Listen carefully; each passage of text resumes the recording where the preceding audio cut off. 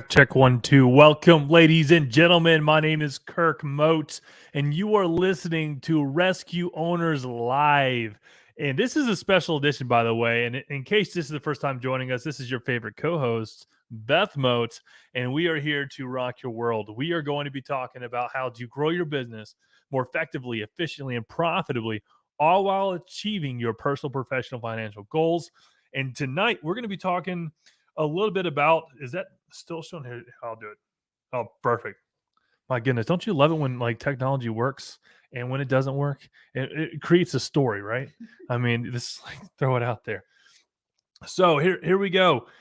This is a special edition because we were out of town. We got to go visit Beth's side of the family up in Pennsylvania, Lancaster. Yeah. Is that right? Yeah. Lancaster, Pennsylvania, Georgetown. I don't know. Stewartstown. Oh my gosh. I should have known. I drove there, right? We did drive. It was a 700 plus mile road trip one way. Yeah.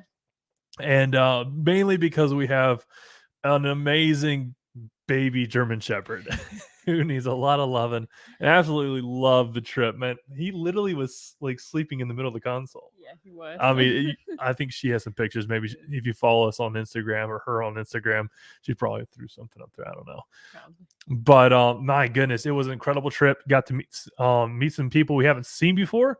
Some new cousins, or I guess second cousins, right? Yeah, second cousins. Second cousins that we haven't seen before.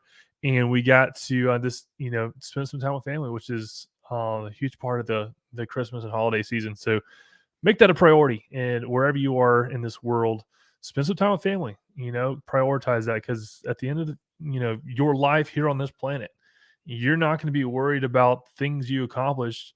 You're going to be thinking about, man, I wish I spent more time with, and that whoever you fill that blank in with is going to be a person's name. And relationships are so important, and the most important thing in life. And so I would highly encourage everyone on this call, go call someone, text someone, grab a coffee with them. If you haven't seen them in a while, do something like that. I'm not sure if you followed me on Instagram, but I got a couple free coffees from complete strangers, by the way. On the way up there, I was getting my and they were both at two different Circle K gas stations. Yeah. So if you want a free cup of coffee, go check out Circle K. They're great customer service, as well as the people who showed up there were just so nice.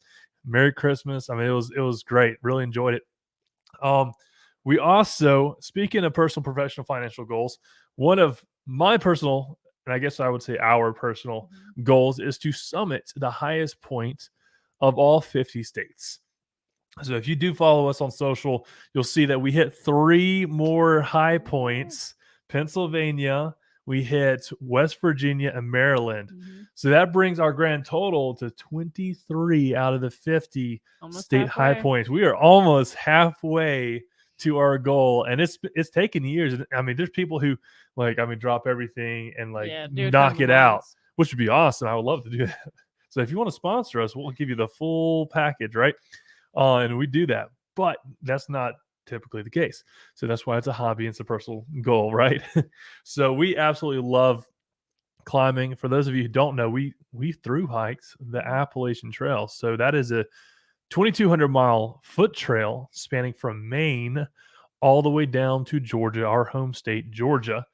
And it was probably the best and worst of times. I mean, we got to see, I will be honest, we experienced things that we never thought we'd experience. All the weather, right? I mean, hail, sleet, tornadoes, snow, lots of rain, heat. I mean, all the things.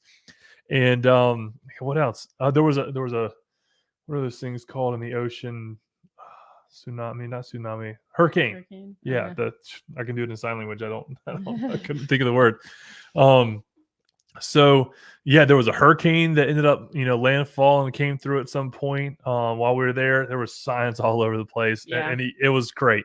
So we checked all those things off our box as far as experiences wise. But we also got to see places that the majority of people have never seen. Mm-hmm. And to me, that is so powerful. I mean, just being able to see parts of creation that most people have never even seen in pictures, let alone in person. Yeah. And so I would highly encourage you to, number one, spend more time with family. But number two, get outdoors. Go explore, take a hike, enjoy this world. It was absolutely gorgeous. So tonight, this is a special edition because we normally come to you every Monday from 8 to 9. And today we're coming to you on a Tuesday from 7 to 8. Get excited. So last week, and really, I think this whole month and a little bit of November, we've been talking about hiring. And so we have 2 more segments for you about hiring. And so just to kind of, recapping a little bit, there's 31.5 million small to mid-sized businesses here in the US. A lot of businesses. 25 million of those have only one employee. That's the owner, operator, wearing the 27 different hats all the time, taking the calls, answering the texts, dealing with refunds. I mean, literally every possible thing, putting on a show. I mean, doing it all himself, right? It's hard to do that all by yourself. It's hard when you're on that hamster wheel and you're running and you're running and you're working in that business, but you never have an opportunity to work on the business. And so that's why it's so important to hire a team. 5.3 million of those 31.5 million small businesses have, between 2 and 12 employees, and only 600,000 small businesses in the US have more than 12 employees. And so our goal is for you to get as many employees as quickly as possible, but quality employees. There's some caveats in there. We don't just want to say, hey, throw a body on it. It'll fix a problem, right? No, there's some strategic processes that you need to follow and you need to be very disciplined about, because if you start adding a ton of employees and all of a sudden you go from $500,000 per head to $80,000 or $100,000 per head, guess what? Your profit margins tanked. Completely tanked. And while the financial side of it is extremely important, it's also important to think of it from the customer service and just the level of excellence that you're providing side of things.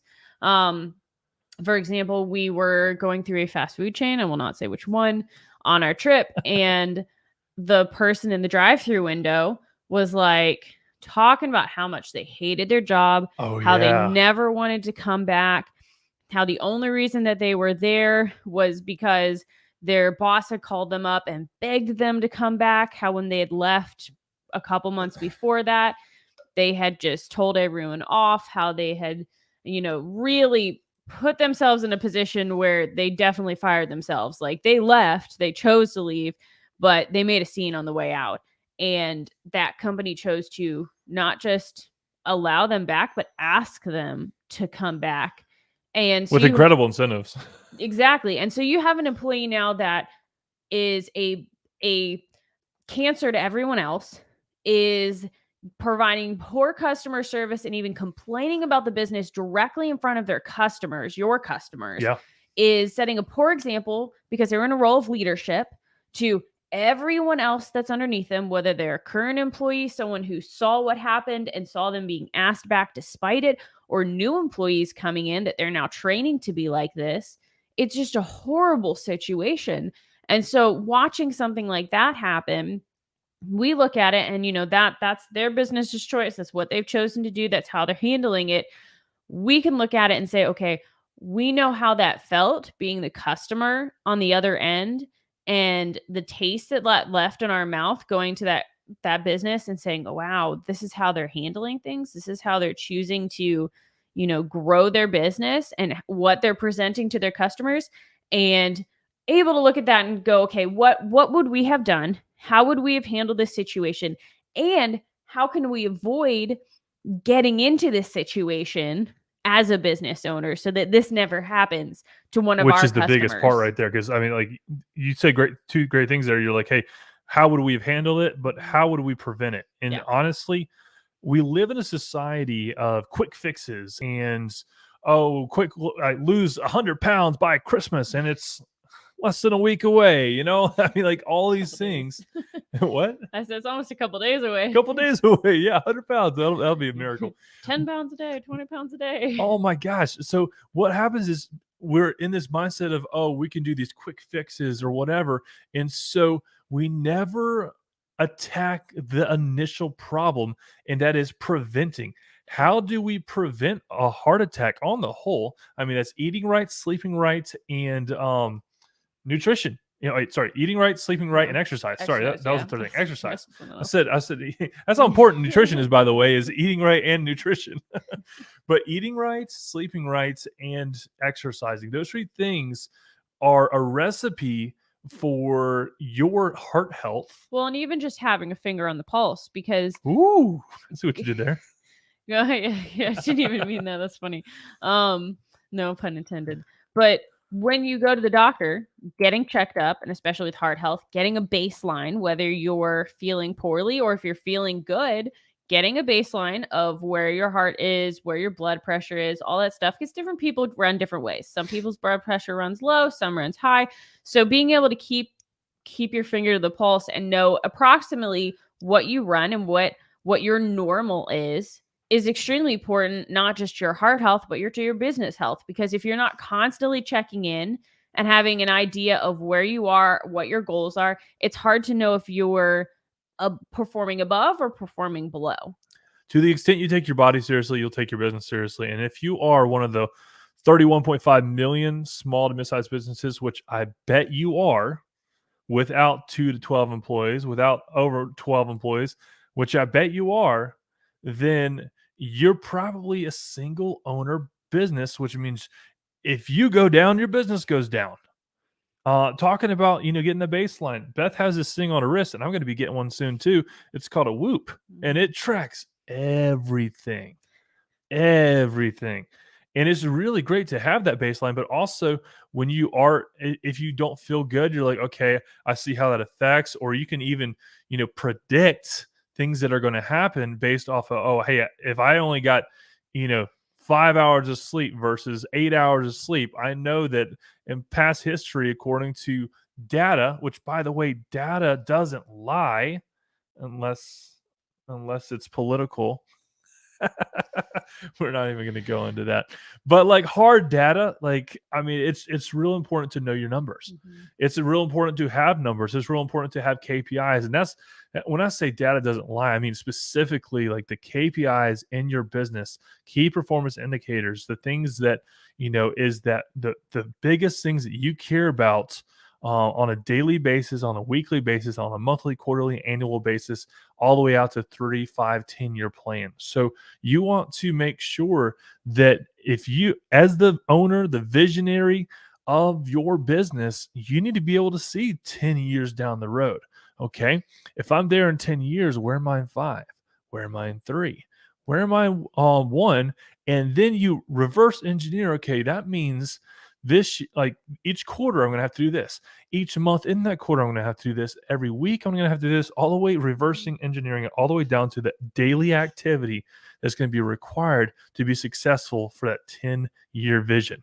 Because at the end of the day, if you don't have that, you're going to end up probably wasting half of your day, if not more, on all the other things that come into play. Versus if you have a real clear game plan of what needs to happen each day, you're going to set aside time of, hey, I'm not going to look at my phone, or I'm not going to answer emails, or I'm not going to do this or that during this hour when I'm doing these specific tasks that must be done each day. And then, move on to the next one, but set blocks of time for each specific thing that must be done and remove distractions, because people are like, oh, I'm an amazing multitasker. Studies show you cannot multitask. You're someone who's really good at switching. That's a hot topic. You're someone who's really good at switching between tasks really fast. But the problem is your brain is not nearly as effective when you're switching between things than when you can focus on one specific thing until it's done for a specific amount of time. And so set aside the time to do specific things you need to get done. And trust me, I can almost promise you that you're going to have time for all the other stuff that crops up throughout your day. If you set aside time for the other specific things that must be done, you'll figure out time to get the other things done that need to be done as well. Hey, one of the hardest things that you can do as a business owner is hire the first employee. The first employee is going to be the hardest. Why? Because you've never done it before. But guess what? There's a roadmap. There are people who have done that before, and there are good ways to do it, and there's bad ways to do it. And I'm sure you've probably seen both sides of that spectrum and probably everywhere in between, especially if you're, popping around as an employee. But look, I mean, like, we're about to see, I would say, the new pandemic, which is going to be the pandemic of staffing, a staffing pandemic. This next year, there's going to be a lot of people that say, "Hey, I ain't, buying into that, and you're not going to make me do that." And guess what? I don't have to work here anymore. And they don't. They'll leave.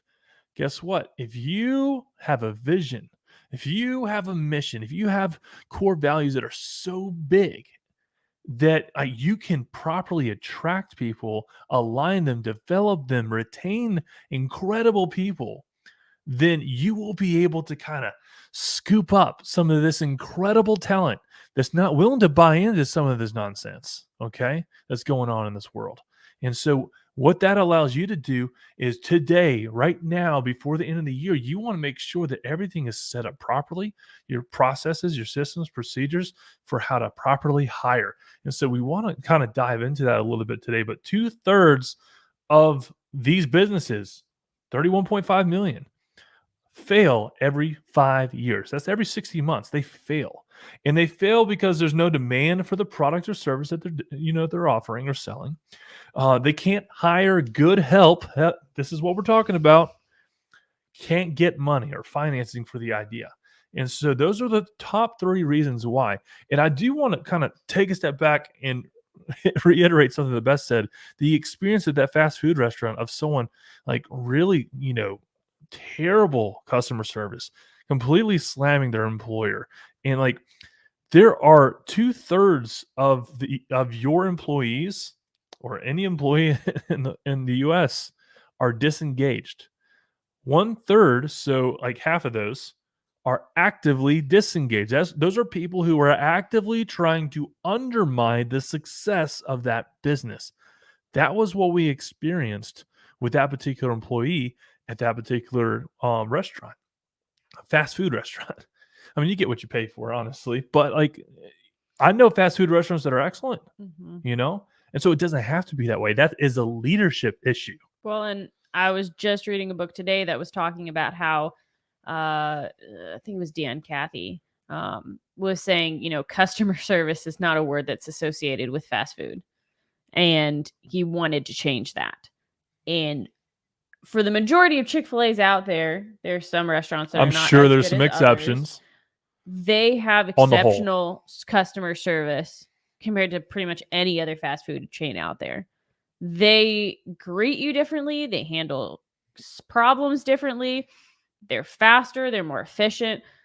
That company is run differently than most other fast food chains, and it's noticeable. And it's because of leadership. Mm-hmm. It is top-down leadership, okay? Like, if you like John Maxwell talks about the law of the lid. I mean, if your leadership ability is a 2, there's no way you're gonna be able to attract a 10. And, like, when Dan Cathy was up here as a leader, he was able to attract really high-level leaders to surround himself with and to figure out the areas that he wasn't strong in and to build an empire of, I'm about to say rescue site locations. Build an empire of Chick-fil-A franchise locations. You're speaking into existence. I am speaking into existence. I love it. That are able to, perform with excellence. They have some of the best technology when it comes to, your drive-through experience, your ordering experience, and they're able to, make that wait time very minimal. But I mean, they're also able to, the data that they're able to collect and, push back into the company so that they can better serve the clients is just absolutely phenomenal. And you need to be able to do that with your business as well. Well, because there's a difference at the end of the day between, and I'm not going to get the right terms right, but essentially someone who can steer the ship versus someone who leads. And someone in a management role might be able to keep things at a status quo and keep everything that's currently happening running as it's running. But that's not the same as having someone in a leadership role that can continue to grow, expand, and improve upon what's happening. So you want to be looking specifically for people who are leaders. And in order to attract leaders, you have to be one yourself. So it's extremely important to take that time to be constantly reevaluating, what am I doing? Even talking to people. If you don't have a team yet, be talking to your family, be talking to maybe people that you volunteer with or people that you're constantly around that know you well, and be asking them about your leadership ability and figuring out what things you still need to improve, because that's going to help you attract better people to your business. Being aware is great, but there's a second part of that equation, which is actually taking action. Mm-hmm. So once you know what you need to improve on, you need to actually set measurable deliverables of when and how you will, fix that, problem you lack leadership You've ability in this identified. area that you've identified, right?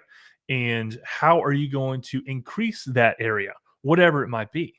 Uh, John Maxwell's 21 Irrefutable Laws of Leadership is a great book to read because it talks a lot about that. I just finished it. I think you're in the middle of reading it now, and it's incredible because it's literally walking you through 21 irrefutable laws of leadership, and it talks about the law of the lid and like the law of Mo, the big Mo. Like just so many incredible laws in there that you just need to read the book and take the evaluation, but not only take the evaluation, see where you're weak at, because no leader out there is perfect in all 21 laws. Right. I mean, and by the way, if you're not perfect, which you're not in all 21 laws, hire people and surround yourself with a leadership team of people who are strong in those areas that you are weak in. Because I mean, just like a marriage, like Beth is my wife, in case you didn't know that. We've been married 6 years, going on 7. It'll be 7 in June of next year. Mm-hmm. And we were like, she's strong where I'm weak and vice versa. And like, we're able to be a powerhouse team in so many areas because of those very reasons. And so I would highly encourage you to, seek advice, do an assessment, but don't only figure out what's wrong or what needs improvement. Take active steps to making those improvements. Mm-hmm. And you can do that too by going to conferences, investing in yourself, learning about, like, reading books. Again, that's investing in yourself. I mean, there's levels to this game.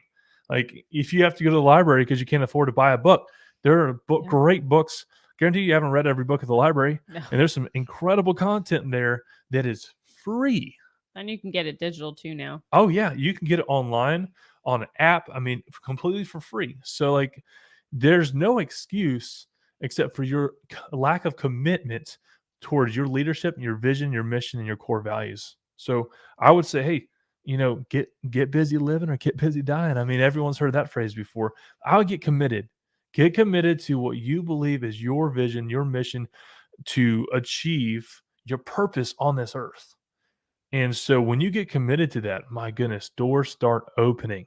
I mean, we're going to be seeing probably the craziest year that we have ever had next year. It's going to be massive. We have so many incredible opportunities that, because we've put ourselves in certain situations, because we've paid to play. I mean, that's a term that some people have never heard, but if you haven't heard it, it's the idea of, hey, when you buy into a membership, when you buy into a club, when you buy a conference ticket, guess what? You're going to be surrounding yourself with other people of like-minded, abilities and capabilities and interests. And when you surround yourself with those types of people, you're going to elevate yourself, especially when you buy into places that are so above where you are currently. They're going to do nothing but elevate where you are. Because, if I'm the big dog or the big fish in the pond, right? I mean, in my small little local area, my community or whatever, nothing wrong with that. But if you have a vision that is global, then you got to have to think bigger than just your small little area. You're going to have to put yourselves in conferences and mentor groups and clubs and all these types of things. They're going to be able to surround yourself with people like you've heard it all the time. It's like, hey, show me your network and I'll tell you your net worth, And so the people you spend the most time with are the people that's you're most like. And so ask yourself, who am I spending the most time with? Do I really like and admire them? Are those the type of people that I really want to be for the rest of my life? Or do I want to start putting myself in environments of people who think bigger than me, who spend more than I do? I love that because people are always talking about saving money. No, you got to recalibrate your thinking. You can only decrease expenses so much. I mean, like down to zero, right? Like, so let's say you have zero expenses. Great, you finally made it. Can't go negative. You can't go negative, but there's no cap. There's no lid to how much money you can make. And so you can just increase that as much as you want at all times, which is incredible. And so like stop thinking about the expenses and think about the top line, which is the revenue. How do I increase? Because you can't have reach without revenue. And if your vision is so big that it requires people to hire, then you're going to have to hire people. You're going to have to know how to hire people so that you don't end up with that experience that we told you about earlier on today. And so we want to make sure that you know how to hire people properly. So let's dive into it. Okay. I'm scrolling down through my notes over here. My goodness, I have so many notes. So FYI, we invest in ourselves all the time, right? I think we spent over $40,000. I think we're up to 42,000 so far this year on investment in ourself and our business, as far as conferences, as far as mentorships, as far as clubs, groups that were everything, trainings, boot camp, summits, all those cool things, right? But like we did one called the Perfect Hire Summit. Natalie Dawson, Brandon Dawson put on an incredible summit, and this is my personal notes from that event, and I want to tell you about it because they're all about mimic, model, master, and multiply, right? I mean, that's exactly the process. Well, and if you can't teach it to someone, how are you going to implement it? Right. The best way for you to truly know material is for you to be able to teach it and share it with someone else. Because if I can share it with someone else, that means that I know it at a certain level enough to where I can start applying it even better. And so that's what we're going to be talking about today is the interview process components. So there are 3 interview process components. Number 1 is the behavioral interview. Number 2 is the technical interview. And number 3 is the core values interview. So, and depending on how, what's the word I want to look for? Depending on how many people are inundating you with resumes, you might be one of those people that get like thousands of resumes. And if you are, congratulations, that's great. That's not me, and that's not most people. But if you are, a great way to sift through a ton of resumes is to require one simple thing, and that simple thing is a video. A 60-second video. And what that 60-second video is, hey, tell me who you are, what you do, and why you would be a great addition to our team. That's it. Simple as that, 60 seconds. They go over 60 seconds, guess what? That tells me something. That tells me they can't listen to directions and they can't follow them.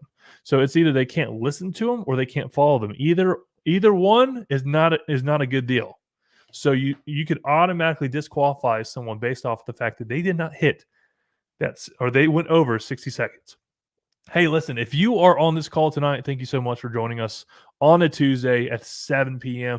I know it's not our normal time, so thank you for being on with us. Do me a huge favor. I know there's someone in your network that needs to hear what we're talking about tonight. Hit that share button, and we would love for you to share this with your network because this is incredible content. So 60-second video. And now, since we said a lot of them aren't, if you're not going to do the video, what does that look like? Yeah. What do you mean? Like if you're not going to do the video, like you just go straight to the behavior. Mm-hmm. Yeah. So if you decide, hey, I'm not about the video and I really don't have that many people sending in resumes anyways, and probably because I don't have a listing online, and there's so many things that you need to consider. You need to write a good job posting. You need to be able to have it in all the right areas. You like Indeed, Monster, all the things, right? LinkedIn is another big one. So make sure that you have a good job posting with all the proper information on there, which is a whole nother segment we could talk about. and then post it to the right places. Yeah, you might have to put some money into that depending on what your needs are. But guess what? You should never hire out of necessity. You should hire out of abundance. And what do I mean by that? I mean, when someone hands you a 2 weeks notice and says, "Hey, I'm out." Oh my gosh. Now you're hiring out of necessity for the fact that you do not have anyone to fill that role in the next 2 weeks because they're gone. And by the way, they're checked out already, and they checked out a long time ago before they actually handed you the 2 weeks notice. Long Long time ago. And so how do you know when they checked out? Well, that's what the KPIs are for, and we can dive into that a little bit later.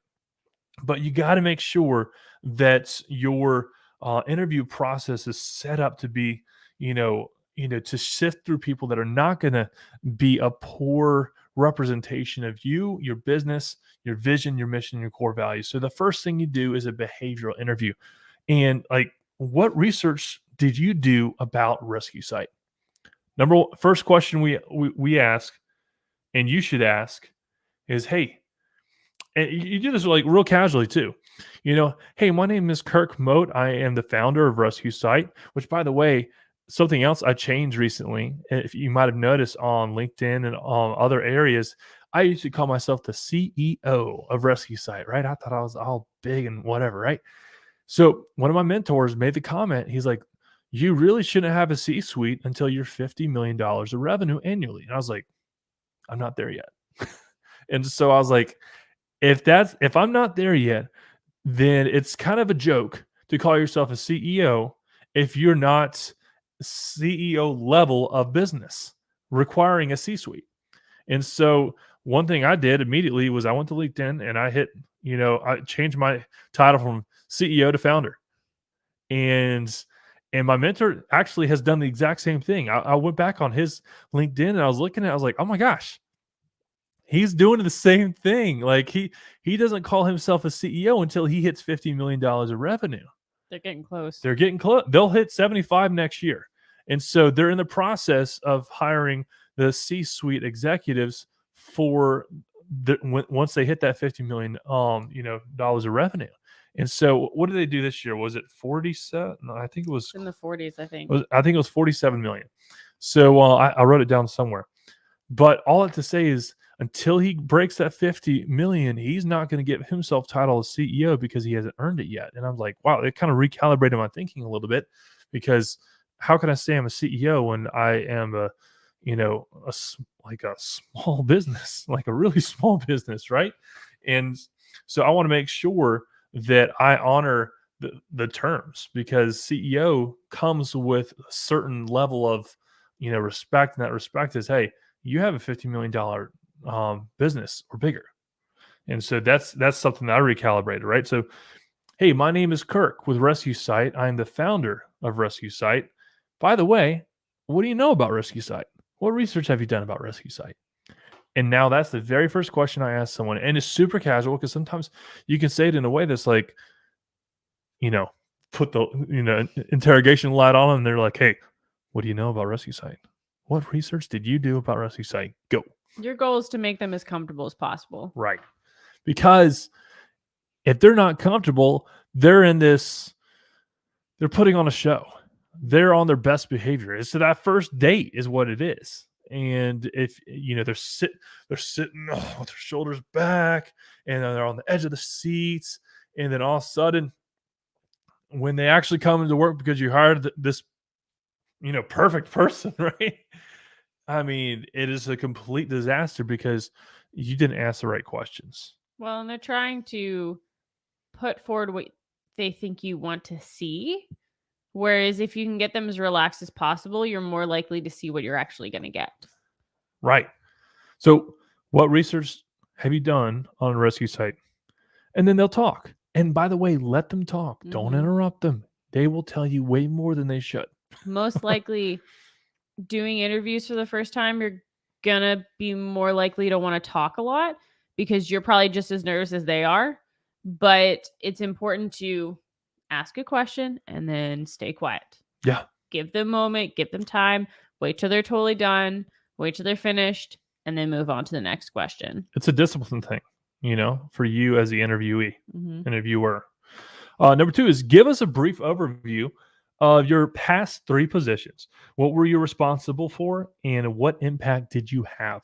Now, these are very specifically worded questions. And notice I looked down to make sure I was reading it properly because I want to make sure it's kind of like, reading the Miranda rights, right? It's like you read them because you don't want to say them from memory for any potential, cause of, oh, I accidentally said the wrong word. You read the Miranda rights, right?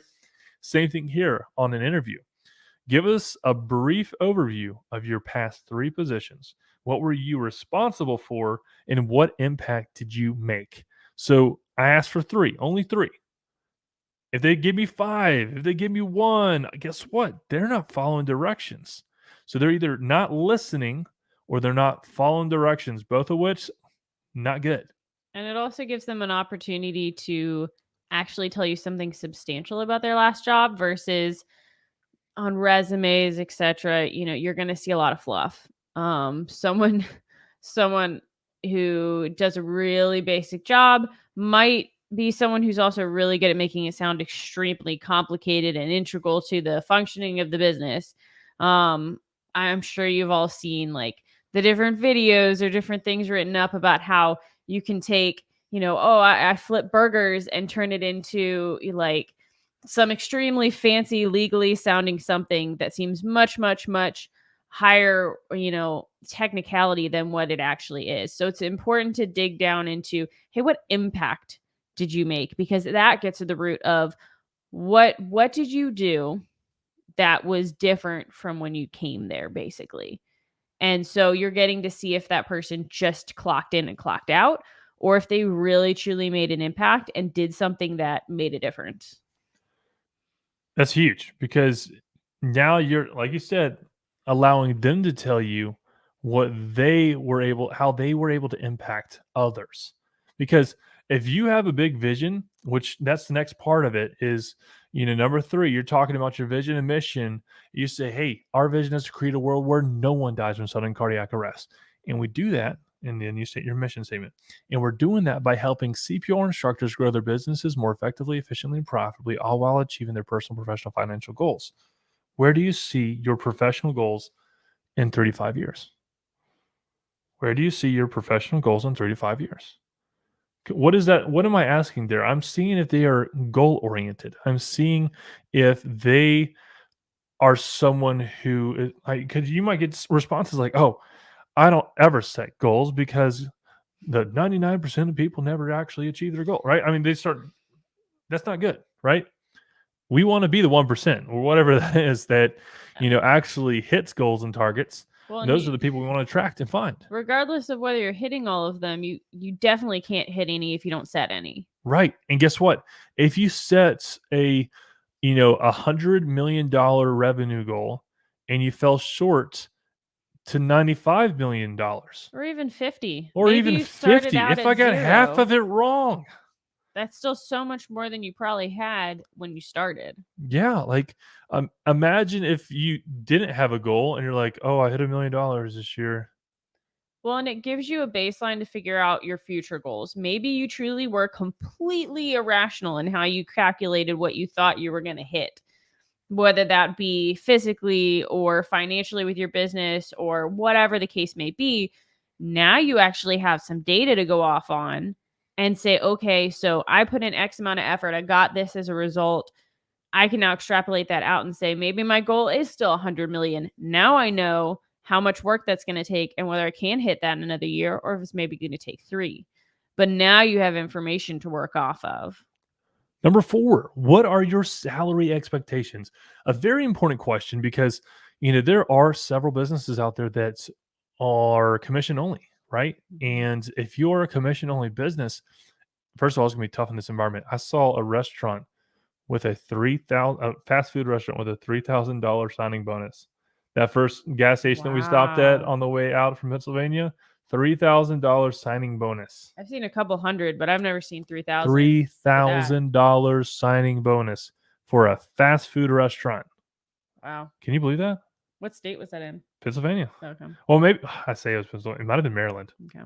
because Interesting. I actually don't remember where I was because we left Went to a lot of Pennsylvania and states. the first place that we got, Okay. filled up. So it might have been Maryland. Don't hold me to the state. Regardless, it was up north somewhere. I don't know. I mean, I don't, So all salary. that to say, what are your salary expectations? If you are going to be working off of commissions or having incentives, then you need to have a base plus commissions. That base is what you're trying to figure out here. What are your salary expectations? That base is telling me, hey, I need $6,000 a month to live off of. I need $2,000 a month, depending on where you are in the country. Either of those could be realistic or not realistic at all. I mean, you're in California and New York, you might need, you know, 10 or more $1,000 a month in order to live off of, like very meagerly in California. I mean, they take like 60% of your, income for taxes. It's nuts. So don't live in California or New York, right? Sorry if you're listening from California, New York. That's my fault, not yours. It's really Uncle Sam's fault.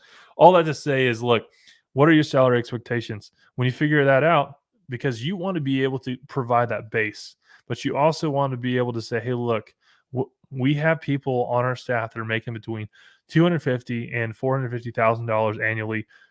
We could show you how to do that. But the base, the salary expectations is here, and then the rest is made up from your production. That's it. And that's a way for them to get incentives because they have to be able to produce in order to make that happen. Number 5 is, what questions do you have for us? If people don't have questions for us, because I guarantee you, I didn't tell you all about Rescue Site in the few minutes I just explained the behavioral interview. No way. And by the way, this is only a 30-minute segment. Okay. I mean, this is not a full day interview. This is a 30-minute segment where we're just kind of going in, we're going out, asking a few questions, getting a few answers. And it isn't super important. If they don't ask me any questions, that's a red flag. That is a huge red flag if they don't ask any questions. Or if they ask way too many questions, that's a red flag because it's, again, only 30 minutes. So if they start going over their time, they're not respecting my time. And everything, by the way, is, explained ahead of time through communication in the process of setting up this interview. Hey, this will be a 30-minute interview. Show up 15 minutes early, blah, blah, blah, whatever that case looks like. Okay. So what questions do you have for me? And some questions that you don't want to hear is, so how many days off do I get?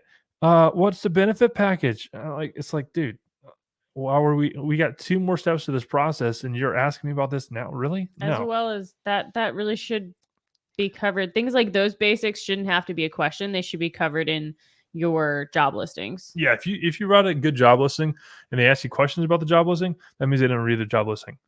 And so that's not good.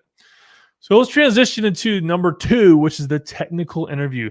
The technical interview is where we give the candidate a case study to work through that represents the work they will be doing. Okay. They will make a presentation and we ask questions about his or her technical abilities. So example number 1 is a digital designer. Okay. Let's just throw that out there. Create an advertisement. That's the case study. And again, this is like a 30-minute deal. Now, I talked to a buddy of mine, Hannah, I don't want to say the last name on air because whatever, but you know who I'm talking about, right? Her husband is involved with tech, and his technical interview was a 4-hour technical interview. He said that there's some that do like full days and like 2-day technical interviews, and it's to the point where they're actually compensating these technical people for their technical interviews because of the time and what they're actually doing. Because probably it's not like a what's the word I'm looking for? Something that's random. It's probably a problem that they're actually trying to solve right now. So they'll actually pay someone that they're interviewing to do a technical interview if they made it to round number 2. Well, and most likely the people that are listening tonight, I would assume, are not going to have people working for you that it requires such an extenuous, technical interview. Right. So like I'm saying all this because there's levels to this game. So for the majority of people that are on here tonight, they're probably looking at hiring, an instructor or salesperson or a marketing coordinator. Or you're going to have like a customer service person, Right. someone like that. You might do like a mock call where you have someone call them on the phone and have them just don't give them any instructions. Be like, hey, handle this as you think it should be handled. And maybe you call up and they answer, hi, this is Beth with Rescue Site. How can I help you today? And that they just come up with on their own. Awesome. That's a great sign. Then you say, hey, maybe, hey, I ordered this and I decided I don't want it anymore. I want a refund now. And they have to deal with that person, decide what the best course of action is for responding to that situation. So you get to see them thinking on their feet. You get to see them responding. Say you need someone for like a social media position. Maybe that's having them set up a couple of posts or create a couple of posts, respond to a couple comments, getting to see what they'd actually do in the field, what that looks like, and what their initial instincts are for how to respond to things or create things. Yeah, any business that hasn't dealt with a refund request or hasn't dealt with disgruntled, clients hasn't been in business long. Okay, it's going to happen because there's crazy. Even if you do everything perfect, there are crazy people out there. There are people who, oh, I know I signed up for an annual automatic renewal membership, but I need I need it all back right now.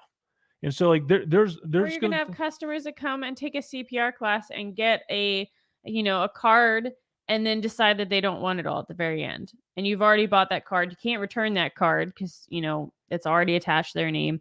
So there's situations like that you're just gonna have to deal with. Which are great case studies, because if you have already figured out how you have personally handled it, then give that case study to someone else and see how they handle it and see how close it is to how you handled it. And be like, okay, well, if they handled it this way and I handled it this way, we're probably on the same train tracks. Or you might even have them handle it better. Yeah, they might even do it a little bit better and be like, hey, I want you to write that as the new process. And you're like, you know what, that's a really smart way to handle that. Yeah. Or they might say something specifically that you're like, that's a really good phrase. I'm gonna keep that.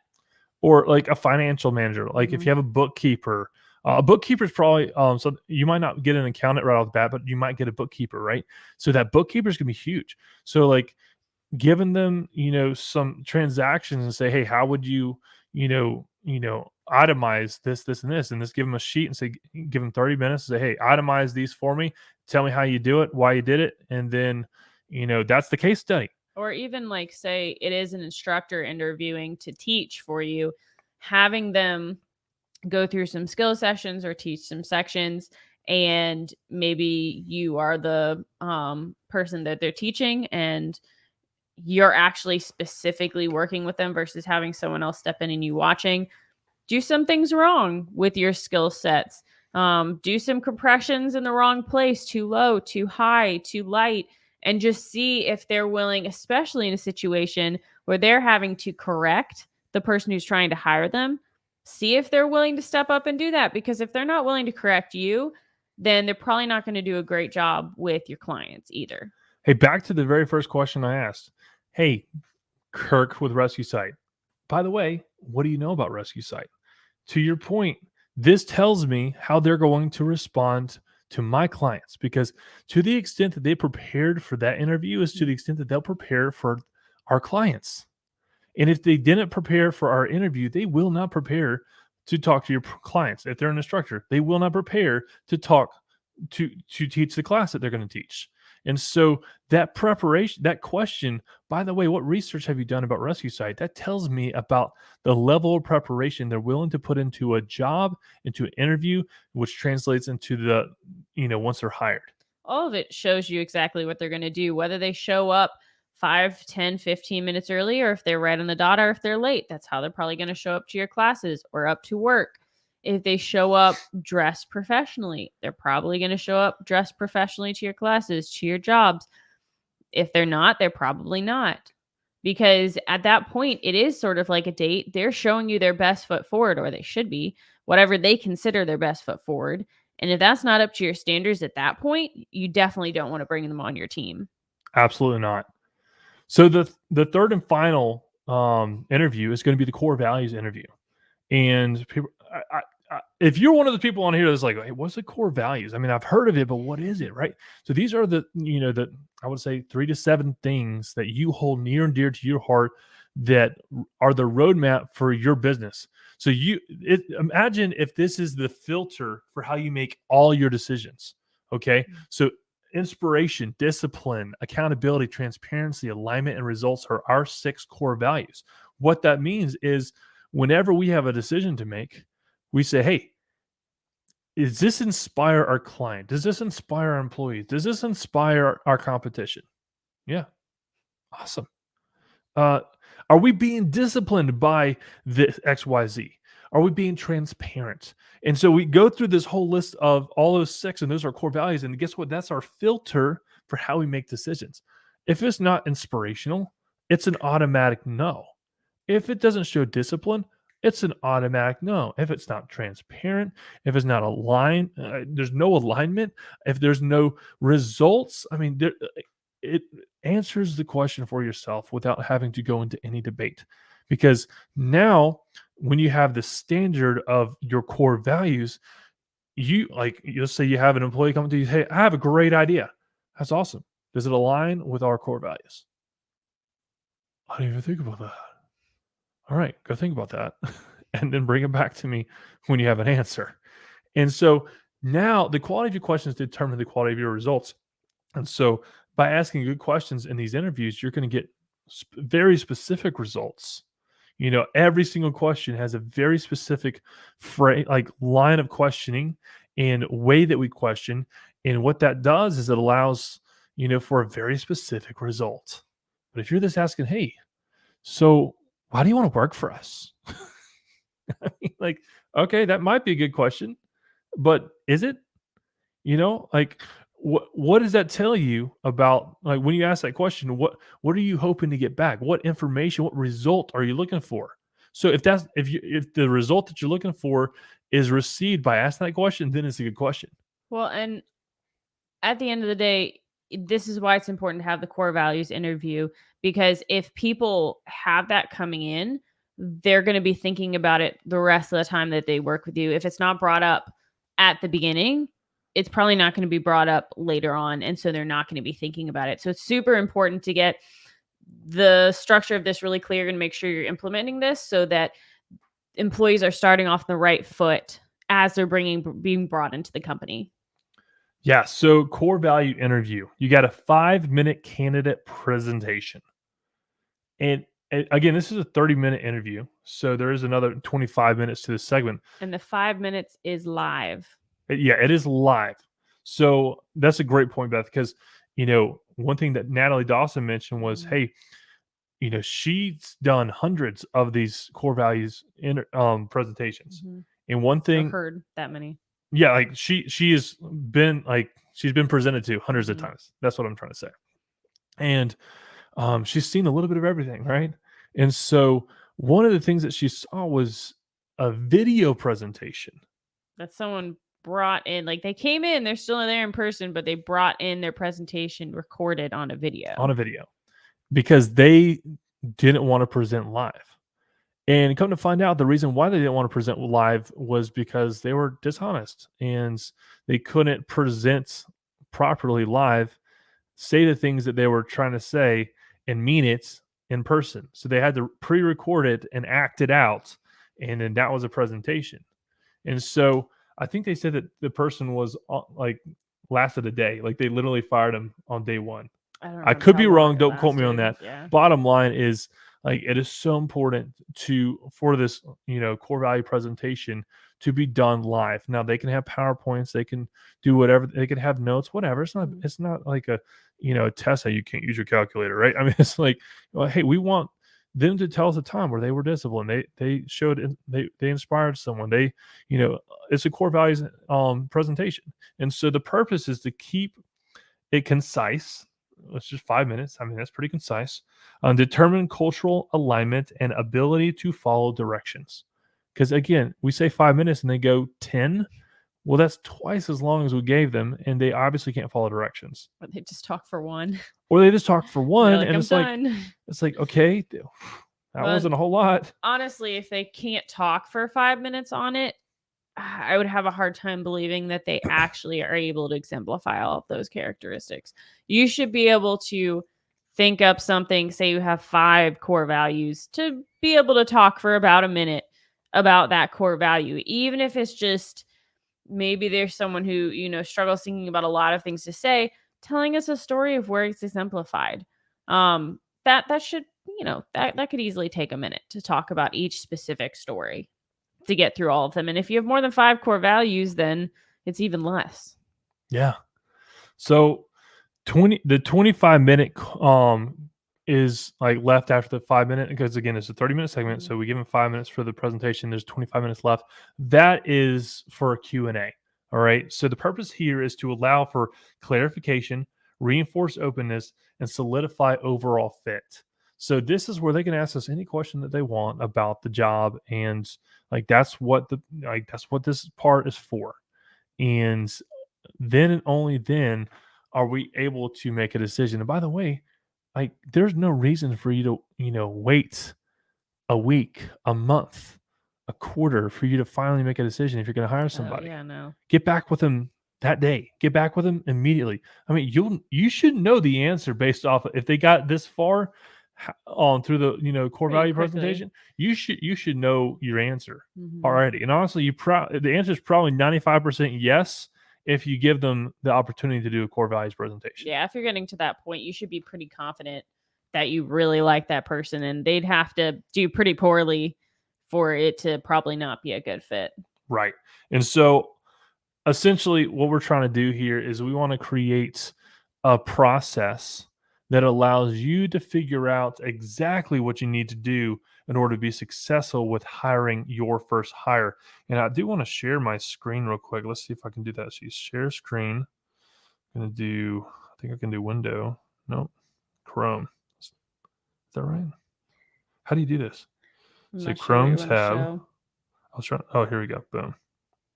Share. Can y'all see that? Yep. Awesome. Okay. So what I'm going to do is I'm going to put in the chat, I'm going to show you, this is Natalie Dawson's new book. All right. And I'm going to put in the chat here. Here we go. Here's a link. This is a link to Amazon, right? Which is what we're looking at right now. Amazon. Her book is called Teamwork. It's a brand new book that just came out, and it's phenomenal. It literally walks you through the process of hiring people. And she's already got 169 ratings, 5-star reviews. I mean, this is an incredible book, and it's literally their whole process and systems of how to hire someone. So, I can only tell you so much here on an hour, here and there. And there's only so much. You can always go back and re-listen, but it's not the same as being able to look in a book and highlight, underline, Yeah. make your notes from that and go back to it. So I would highly encourage you to take the time to purchase that book. I get no kickback on this. I mean, this is literally, a mentor of mine, I would say, and learning from her is incredible. So learn from the source, and that's who I'm learning from, and I'm bringing it to you. All right. So I want you to, literally go directly to her book, read it, learn from it, highlight it, annotate in it, reread it again if you have to, and it'll help you create these processes and systems you need in order to properly hire someone in 2022. And so take a minute, go through that, and order it. And I promise you, you'll get a return on your investment there, because there's going to be something in that book that you're going to be like, wow, I never thought about that. Wow, I'm going to start implementing that. Wow, this is a great, process. And so that is what Rescue Owners Live is all about, is bringing content, bringing people, bringing, resources to you and your business so you can grow yourself and your business more effectively, efficiently, and profitably, all while achieving your personal, professional, financial goals. Oh my gosh, it's 8:00. We just did another hour that fast. Okay. Couple things. I'll say one announcement, and I'll just let you go. So the announcement is this: Rescue Site Affiliate Program. For those of you who don't know what that is, essentially it is a e-commerce platform that allows you to have your very own e-commerce store with your name on it, and we blind drop ship on your behalf to your clients FDA approved defibrillators, first aid kits, all Preston Mannequin products, materials, even AHA curriculum. Okay. And you literally get commissions on things that you sell. And so you have your very own website with your name on it. It's customized to you and you can put it on your website. It's amazing. And so it's a way for CPR instructors or influencers to be able to, you know, teach this class how to save a life. Because guess what? The number one question that people ask is, hey, Kirk, where can I buy that thing called a defibrillator that you just taught me how to use? Most of the time, people are shrugging their shoulders and saying, I don't know, Google it. Until, they do that. And guess what? They buy from someone else. They're going to buy from someone. Why not you? They already trust you. They already know you, and they want to invest in you because you're who they trust. So don't throw away that opportunity anymore. You really need to commit to your customer by having, number one, a defibrillator for yourself, so that if something happens in your classroom or at home or at office, you're able to properly respond and do what you're training others to do. Because if you don't have a defibrillator, you can it's like a doctor without the tools. You can't perform the surgery, right? So I would highly encourage every instructor, really, our goal is to have a defibrillator in every home. Out of hospital cardiac arrest is 80% of out of hospital cardiac arrest happen at home. And cardiac arrest is cardiovascular disease is the number one cause of death in the world. So all that to say is we want a defibrillator in every single home. And so that starts with you. As a CPR instructor, get one for your business, for your home, and then bring it to every class. Start showing it off. And I promise you, people will start buying from you because they see how committed you are to the peace of mind of knowing, hey, if something happens, I will not only have the knowledge, but I'll also have the resources to be able to properly respond in someone's worst case scenario and turn it around and make it the best case scenario. And so that is the announcement is for bronze level members. Okay. So when you upgrade to bronze, when you upgrade to silver, when you upgrade to gold, whatever, any paying platform, there's a free version, which is great. We want you on the free version. But if you want to upgrade to a paid version until the end of this month, and we've been doing this all month long, to the end of this month, we are offering a full year, 1 year, 12 months of Disney Plus on us. That sounds good. Disney Plus on us. I like that. So if you're interested in, growing your business more effectively, efficiently, and profitably, become a Rescue Site affiliate. I don't care if it's free, paid, doesn't matter. But for heaven's sakes, become a Rescue Site affiliate, because what this will do is allow you to be able to properly service your clients, your students who are asking you, hey, Kirk, where can I find a defibrillator? It's been an incredible episode. I hope you got some value out of this. I certainly did. And I'm looking forward to talking with you next week. I don't know when yet, because we're going to be in Texas, and this is not going to work out to be on Monday. But I promise you, we'll nail down a date and time, and we'll be there for you. So until then, be great.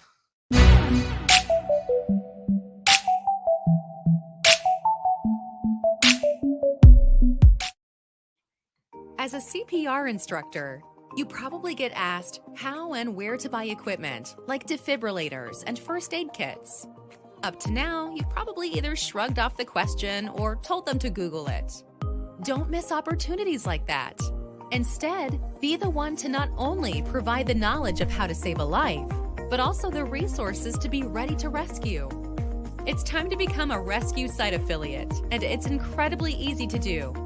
Introducing the Rescue Site Affiliate Program, the only customizable platform with every FDA-approved defibrillator on the market, first aid equipment, and so much more. Now with the Rescue Site Affiliate Program, you can recommend products and earn commissions without having to purchase, warehouse, or ship products. When you become a Rescue Site affiliate today, you are automatically approved and will receive a customizable link to your store with your name on it. You earn commissions from all qualifying purchases through the traffic you drive to your new store. Whether you're just getting started as a CPR instructor, whether you have a team of instructors, or whether you're a training center with thousands of instructors across the country, this program is for you. Stop shrugging and start providing both the knowledge and the resources to save more lives. Become a Rescue Site affiliate today.